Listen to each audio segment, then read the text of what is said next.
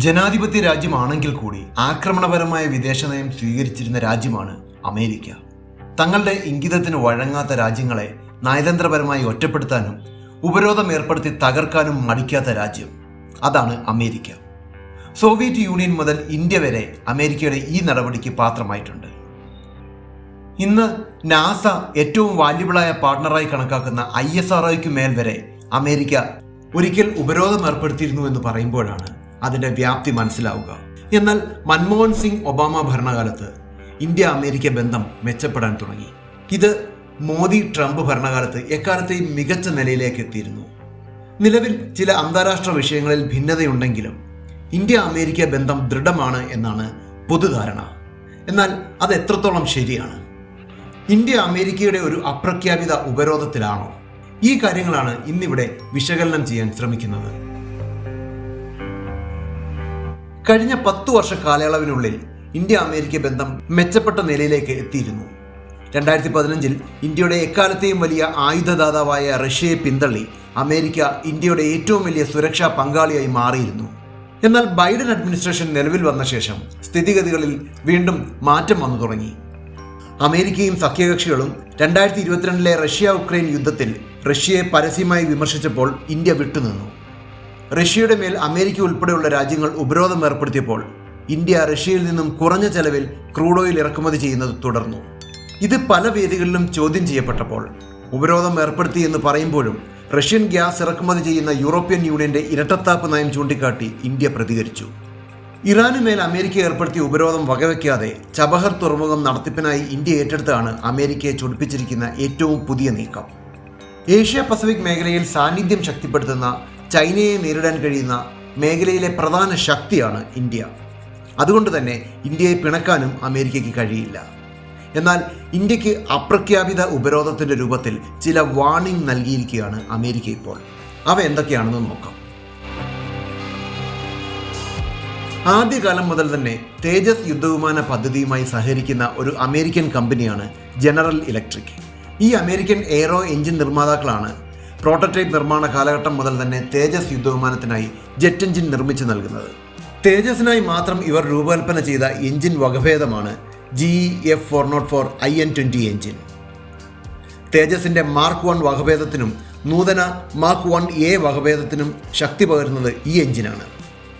നിലവിൽ തേജസിന്റെ mark 1 യുദ്ധവിമാനത്തിന്റെ delivery പൂർത്തിയാക്കിയ Hindustan aeronautics limited തേജസ് mark 1A യുദ്ധവിമാനത്തിന്റെ നിർമ്മാണത്തിലേക്ക് കടക്കുമ്പോഴാണ് അപ്രതീക്ഷിതമായ ഒരു പ്രതിസന്ധി നേരിടുന്നത്. തേജസ് മാർക്ക് 1A യുദ്ധവിമാനം നിർമ്മിക്കാൻ ആവശ്യമായ F404 engine American aero engine നിർമ്മാതാക്കൾ ഇതേവരെ ഡെലിവർ ചെയ്തിട്ടില്ല. 2021 നവംബറിലാണ് ഇന്ത്യൻ വ്യോമസേന 73 തേജസ് മാർക്ക് 1A യുദ്ധവിമാനങ്ങളും 10 തേജസ് ട്രെയിനർ വിമാനങ്ങളും നിർമ്മിക്കാനുള്ള കരാർ HALന് നൽകുന്നത്. ഇതിൻ പ്രകാരം HAL എഞ്ചിൻ നിർമ്മാതാക്കളായ അമേരിക്കൻ കമ്പനിക്ക് 2021 തന്നെ F404 എഞ്ചിൻ നിർമ്മിച്ച് നൽകാനുള്ള ഉപകരാർ നൽകിയിരുന്നു. 5375 കോടി രൂപയ്ക്ക് നൽകിയ ഈ ഉപകരാർ പ്രകാരം 99 F404 എഞ്ചിനുകളാണ് അമേരിക്കൻ എഞ്ചിൻ നിർമ്മാതാക്കളായ ജനറൽ ഇലക്ട്രിക് HALന് നൽകേണ്ടത്. ഉപകരാർ നൽകി 6 മാസത്തിനുള്ളിൽ തന്നെ F404 എഞ്ചിനുകൾ HALന് നൽകി തുടങ്ങാമെന്നായിരുന്നു വ്യവസ്ഥ. കൂടാതെ 2029 കൂടി 99 ജെറ്റ് എഞ്ചിനുകളും അനുബന്ധ സർവീസും HALന് നൽകി ഓർഡർ പൂർത്തിയാക്കണം എന്നും വ്യവസ്ഥ ചെയ്തിരുന്നു. ഇതുപ്രകാരം 2024 മുതൽ ഇന്ത്യൻ വ്യോമസേനയ്ക്ക് പ്രതിവർഷം 16 തേജസ് യുദ്ധവിമാനങ്ങൾ എന്ന നിരക്കിൽ 2029 ട്രെയിനർ ഉൾപ്പെടെ 83 തേജസ് യുദ്ധവിമാനങ്ങളും നിർമ്മിച്ച് നൽകാനായിരുന്നു HAL പദ്ധതിയിട്ടിരുന്നത്. കൂടാതെ 97 തേജസ് മാർക്ക് 1A യുദ്ധവിമാനങ്ങൾ കൂടി വാങ്ങാൻ വ്യോമസേന തയ്യാറെടുക്കുമ്പോഴാണ് അമേരിക്കൻ കമ്പനി എഞ്ചിൻ നൽകാതെ HALനെ പ്രതിരോധത്തിലാക്കിയിരിക്കുന്നത്. കരാർ ഒപ്പിട്ട് 3 വർഷത്തിന് ശേഷവും ഒരൊറ്റ F404 എഞ്ചിൻ പോലും അമേരിക്കൻ കമ്പനി നൽകിയിട്ടില്ല എന്നാണ് അറിയാൻ കഴിയുന്നത്. നിലവിൽ 31 യുദ്ധവിമാന സ്ക്വാഡ്രണുകൾ മാത്രമാണ് വ്യോമസേനയ്ക്കുള്ളത്. ചൈനയും പാകിസ്ഥാനുമായി ഒരേ സമയം യുദ്ധം ചെയ്യേണ്ടി വന്നാൽ അതിന് 45 സ്ക്വാഡ്രണുകൾ വേണമെന്നിരിക്കെയാണിത്.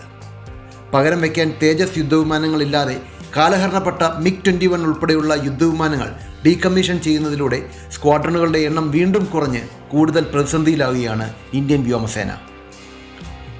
മേഖലയിൽ ഇന്ത്യയുടെ സുരക്ഷാ പങ്കാളിയാണെന്ന് ഊന്നി പറയുമ്പോഴും പേയ്മെന്റ് നടത്തിയ കരാർ പ്രകാരം എഞ്ചിൻ നൽകാതെ പ്രതിസന്ധിയിലാക്കിയാണ് അമേരിക്ക.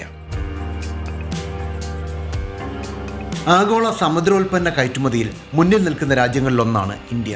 സമുദ്രോൽപ്പന്നങ്ങൾ കയറ്റി അയക്കുന്ന രാജ്യങ്ങളുടെ പട്ടികയിൽ 5ാം സ്ഥാനത്ത് നിൽക്കുന്ന ഇന്ത്യ 2022-23 സാമ്പത്തിക വർഷം മാത്രം $8 ബില്യൺ സമുദ്രോൽപ്പന്ന കയറ്റുമതിയാണ് നടത്തിയത്. ഇന്ത്യയുടെ സമുദ്രോൽപ്പന്ന കയറ്റുമതിയിൽ മൂല്യത്തിൽ മുന്നിൽ നിൽക്കുന്നത് ചെമ്മീൻ കയറ്റുമതിയാണ്. ആകെ കയറ്റുമതിയുടെ 66% മൂല്യവും സൃഷ്ടിക്കുന്നത് ഈ ചെമ്മീൻ കയറ്റുമതിയിലൂടെയാണ്. ഇന്ത്യയിൽ നിന്നും ഏറ്റവും കൂടുതൽ സമുദ്രോൽപ്പന്നം ഇറക്കുമതി ചെയ്യുന്ന രാജ്യം അമേരിക്കയാണ്. ഇന്ത്യയുടെ ആകെ സമുദ്രോൽപ്പന്ന കയറ്റുമതിയുടെ 34% പോകുന്നത് അമേരിക്കയിലേക്കാണ്. അതായത് ഏകദേശം $2 ബില്യൺ സമുദ്രോൽപ്പന്ന വ്യാപാരവും നടക്കുന്നത് അമേരിക്കയുമായാണെന്ന് സാരം. അമേരിക്ക കഴിഞ്ഞാൽ 2-3 സ്ഥാനങ്ങളിൽ നിൽക്കുന്നത് യഥാക്രമം ചൈനയും ജപ്പാനുമാണ്. ഈ സാഹചര്യത്തിൽ 2018 അമേരിക്ക ഇന്ത്യയിൽ നിന്നും ഇറക്കുമതി ചെയ്യുന്ന ചെമ്മീനുമേൽ ഉപരോധം ഏർപ്പെടുത്തുന്നത്. ചെമ്മീൻ പിടുത്തം കടലാമകളെ ദോഷകരമായി ബാധിക്കുന്നു എന്ന വിലയിരുത്തലിൽ 1972 US മറൈൻ മാമൽ പ്രൊട്ടക്ഷൻ നിയമത്തിൻ്റെ ചുവട് പിടിച്ചാണ് അമേരിക്ക ഈ നടപടി സ്വീകരിച്ചത് എന്നാണ് ഔദ്യോഗിക ഭാഷ്യം. എന്നാൽ ഈ നടപടിക്ക് മുന്നോടിയായി യാതൊരുവിധ മുന്നറിയിപ്പോ കടലാമകൾ വലയിൽ കുടുങ്ങാത്ത വിധം ചെമ്മീൻ പിടിക്കാൻ സഹായിക്കുന്ന സംവിധാനം സ്ഥാപിക്കുന്നതിനുള്ള സാവകാശമോ നൽകാതെയാണ് അമേരിക്ക ഈ നടപടി സ്വീകരിച്ചത്. 2019 ഏർപ്പെടുത്തിയ ഈ ഉപരോധം അമേരിക്ക 2024 ഒന്നുകൂടി കടുപ്പിച്ചിരുന്നു. അമേരിക്കൻ നിരോധനത്തെ തുടർന്ന് ജപ്പാനും ചൈനയും അടക്കമുള്ള രാജ്യങ്ങൾ ഇന്ത്യയിൽ നിന്നും ഇറക്കുമതി ചെയ്യുന്ന ചെമ്മീൻ്റെ വില കുറച്ചതോടെ ആഗോള വിപണിയിൽ ഇന്ത്യൻ ചെമ്മീൻ്റെ വില ഇടിഞ്ഞു. 1 കിലോയ്ക്ക് $10 എന്ന നിരക്കിൽ വിറ്റിരുന്ന ഇന്ത്യൻ ചെമ്മീൻ്റെ വില അതോടെ നേർപകുതിയായി കുറഞ്ഞ് $5 എത്തി. ഇത് പ്രതിവർഷം 4500 കോടി രൂപയുടെ സാമ്പത്തിക നഷ്ടമാണ് ഇന്ത്യക്ക് ഉണ്ടാക്കുന്നതെന്നാണ് സാമ്പത്തിക വിദഗ്ധർ വിലയിരുത്തുന്നത്. 2023-24 സാമ്പത്തിക വർഷമായപ്പോഴേക്കും സമുദ്രോൽപ്പന്ന കയറ്റുമതിയിൽ വർധന ഉണ്ടായെങ്കിലും $7 ബില്യൺ കയറ്റുമതി മൂല്യം ഇടിഞ്ഞിരുന്നു. ഉപരോധം ഏർപ്പെടുത്തിയത് അമേരിക്കയാണെങ്കിലും ഈ കാലയളവിൽ അമേരിക്കയിലേക്കുള്ള ചെമ്മീൻ കയറ്റുമതിയിൽ 7.46% വർധന ഉണ്ടായി എന്നുകൂടി മനസ്സിലാക്കുമ്പോഴാണ് അമേരിക്കയുടെ തനി നിറം പുറത്തു വരുന്നത്. അതായത് അമേരിക്ക ഈ ഉപരോധം കൊണ്ടുവന്നത് തന്നെ ആഗോള വിപണിയിൽ മൂല്യം കൂടിയ ഇന്ത്യൻ ചെമ്മീൻ്റെ വില ഇടിച്ച് ഇന്ത്യക്കൊരു പണി കൊടുക്കാനായിരുന്നു എന്ന് സാരം. ലോകത്ത് ഏറ്റവും കൂടുതൽ സുഗന്ധവ്യഞ്ജനം ഉൽപ്പാദിപ്പിക്കുന്നതും ഉപയോഗിക്കുന്നതും കയറ്റുമതി ചെയ്യുന്നതുമായ രാജ്യമാണ് ഇന്ത്യ. സുഗന്ധവ്യഞ്ജന വ്യാപാരത്തിലേക്ക് വരുമ്പോൾ ഇന്ത്യയിൽ പ്രതിവർഷം $10 ബില്യൺ മുകളിൽ ആഭ്യന്തര വ്യാപാരവും $4 ബില്യൺ മുകളിൽ വിദേശ വ്യാപാരവും നടക്കുന്നു. പുകഴ്പെറ്റതാണ് ഇന്ത്യയുടെ ഈ സുഗന്ധവ്യഞ്ജന വ്യാപാരം. ഈജിപ്തിൻ്റെ ഫറവോ ആയിരുന്ന റമസീസ് രണ്ടാമൻ്റെ കാലം മുതൽ തന്നെ കേരളം പുരാതന ഈജിപ്തുമായി സുഗന്ധവ്യഞ്ജന വ്യാപാരം നടത്തിയിരുന്നു എന്ന് പഠനങ്ങൾ സൂചിപ്പിക്കുന്നു. ഇതേ സുഗന്ധവ്യഞ്ജന വ്യാപാരമാണ് യൂറോപ്യന്മാരുടെ ആഗമനത്തിലേക്കും ഇന്ത്യയുടെയും ലോകത്തിൻ്റെ തന്നെയും ചരിത്രത്തിന് പുതിയ ഗതിവ്യതിയാനം നൽകിയത് എന്നതും ചരിത്രം. ഇന്നും തുടരുന്നു ഇന്ത്യയുടെ ഈ സുഗന്ധവ്യഞ്ജന വ്യാപാരം. ലോകത്തിലെ 12% സുഗന്ധവ്യഞ്ജന വ്യാപാരവും നടത്തുന്നത് ഇന്ത്യയാണ്. ചൈന, അമേരിക്ക, ബംഗ്ലാദേശ് എന്നീ രാജ്യങ്ങളാണ് ഇന്ത്യയിൽ നിന്നും സുഗന്ധവ്യഞ്ജനം ഇറക്കുമതി ചെയ്യുന്നതിൽ മുൻപന്തിയിൽ നിൽക്കുന്ന രാജ്യങ്ങൾ. China, America, Bangladesh, UAE, Thailand, Malaysia, Indonesia, Britain, Sri Lanka എന്നീ 9 രാജ്യങ്ങളിലേക്കാണ് 70% സുഗന്ധവ്യഞ്ജനവും ഇന്ത്യ കയറ്റി അയക്കുന്നത്. 2023-24 സാമ്പത്തിക വർഷത്തിലെ കണക്കനുസരിച്ച് $4.46 ബില്യൺ സുഗന്ധവ്യഞ്ജന വ്യാപാരമാണ് ഇന്ത്യ നടത്തിയത്. ഇത് സുഗന്ധവ്യഞ്ജന വ്യാപാരത്തിലെ ഇന്ത്യയുടെ എക്കാലത്തെയും റെക്കോർഡ് നേട്ടമായിരുന്നു.